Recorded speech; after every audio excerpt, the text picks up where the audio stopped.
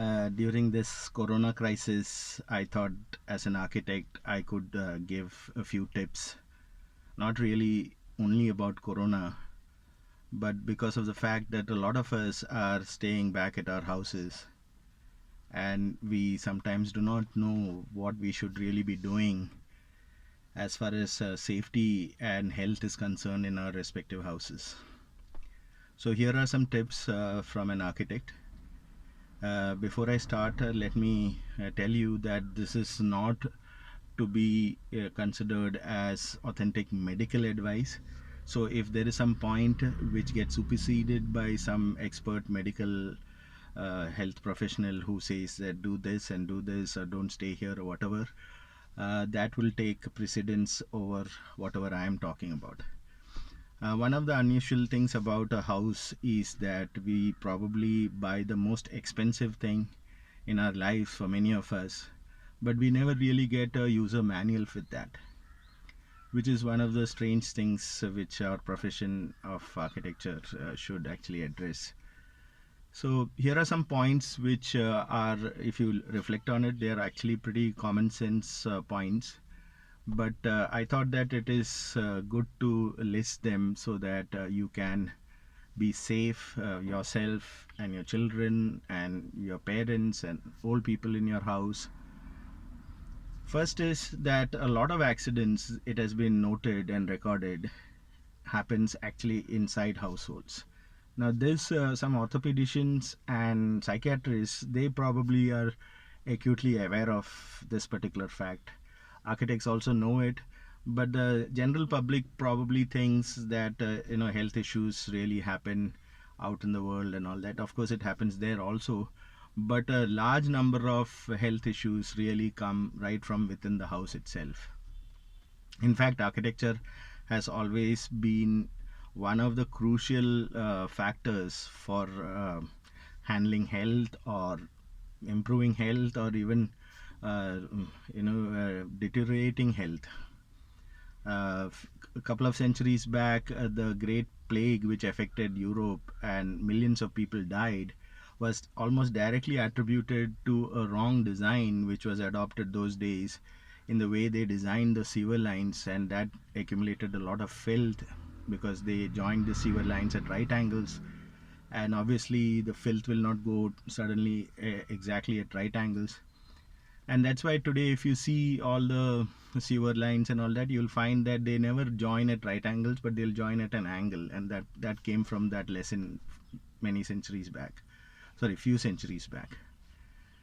Anyway, so within a house, one of the things which people have noticed is that it's not that everywhere in the house it's dangerous, but what the points which are dangerous are at the thresholds, at what I call as transitions.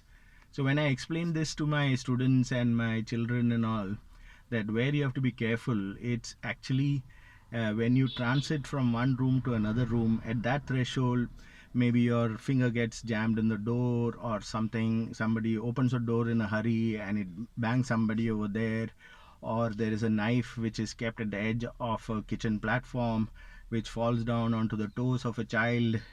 So everywhere it is actually at the boundary between something and something else, which is where the root issues come. Like, so something like that Narsimha story, where you thought that you're safe in this room or this room and this room, but actually the problems are at the transitions. And transitions actually can be, if you want to be a little bit more careful of transitions, you have to look at it a little bit more philosophically.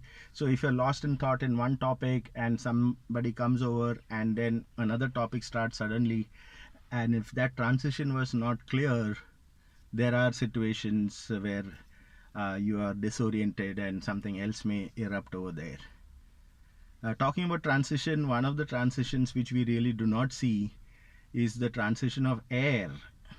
Air has to continuously come into the rooms in the house and replace the air within the rooms.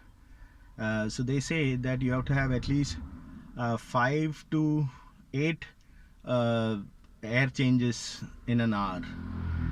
depending on which room. So if it's a bedroom, it could be 5 to 6. If it's a kitchen, it should be at least 8 air changes in an hour. If it's a toilet, 7 to 8 air changes in an hour. Living room, 6 to 7 air changes in an hour. So there has to be continuous replenishment of the air which is there, which is inside these rooms. One common mistake which I will see, and this can happen because of this crisis, a lot of us are stuck at home. So what we do is that we just switch on the AC because it's hot out there, and many times the air conditioners which we use are split units, and split units are very bad for health. The reason is that the cooling unit is outside, the compressor is outside, the blower is inside, and the main purpose is to give you some kind of cooling without the associated noise of the compressor working.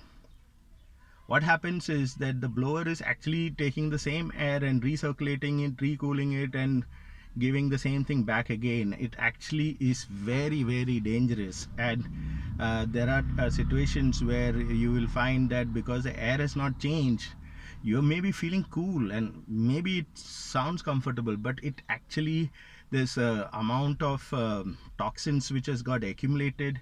They don't have a chance for it to be, aired out and fresh air coming in. So there you have it. It's a big problem. So if you really want to use an air conditioner, use a window air conditioner which has there is a lever there which you have to switch it on, and that will bring in about 30-40% of fresh air into the room. In fact, it actually forces the ventilation inside the room, so it may be actually a little beneficial. But a lot of us, what we do is that we switch off that particular lever, and it's again like the split unit. The air inside the room is getting recirculated and recooled again and again. That is unhealthy. Actually, I'm in a car right now, as you can see. So in a car also, you should actually keep that particular switch open so that it brings in the fresh air from outside as you drive. So if you're on a long drive, you should not be recirculating the same air inside the car, and car volume is actually pretty low, small. So talking about another transition is, try not to use a lift unless you're probably on the 30th floor or something. Best is that just climb up and climb down. Climbing down is little less healthy for your knees, because you are actually your knees gets pressed against because of gravity, and maybe an orthopedician would have a better comment on that. But at least you can always climb up your this thing, and that's pretty good for your stomach. And I mean, as an exercise, it's pretty nice. Maybe if you're on the 30th floor, okay, maybe that would be a difficult situation. Of course, as you climb up, climb down, don't touch the railings, and try to avoid any kind of touching. And again, talking about transition, the doctors also advise that just at the door you have to keep a sanitizer, and wipe your hands with rubbing alcohol or whatever that they recommend, and wash your hands continuously whenever you transit from one thing to the other. You're sitting in one place, then you say you have to eat something, so you're going from one activity to another activity, again a transition, again a Narasimha point. Wash your hands. You finish your food, obviously you'll wash your hands. You finish your toilet activities, wash your hands. Before the toilet activities, wash your hands. So all the transitions have now become really super critical and important. The other thing is, you can pour boiling hot water into the nani trap of your kitchen. That unclogs the whatever muck which is there and keeps that free, and hopefully some of those cockroaches inside that will also die. Again, talking about transition, pay careful attention to your windows. A lot of us grill it up because we don't want the pigeons and all to come in. But the problem is that those grills actually harbor the feathers of these birds, and these birds, they groom themselves by with their saliva, and all that feathers which are sticking to your grills, they are actually contain all that saliva and that mucky yucky matter, which is really bad for your lungs. In fact, there are illnesses which are caused because of that. So make sure that there are no feathers sticking inside on your grills. These poor creatures, unfortunately, because of the way we have used the environment, they find their own way to deal with their situation. I had a problem of bats in my window air conditioner, and that was really scary. And I was feeling very bad for those bats over there. They somehow the other found that location to be suitable for their lives, and it was a nightmare for me to get rid of that. The other thing is that in hot humid climates like Bombay, it's very important to have minimal amount of stuff in your house. Why? Because everything which you have in your house, especially fabrics, if you have thick mattresses, you have blankets, you have all kinds of gadi and all that, they all absorb heat, and that heat will get dissipated in the night, makes it more uncomfortable. Not just that, because of the humidity, there will be fungus developing in some nooks and corners somewhere. So best is get rid of unnecessary fabrics in hot humid climates.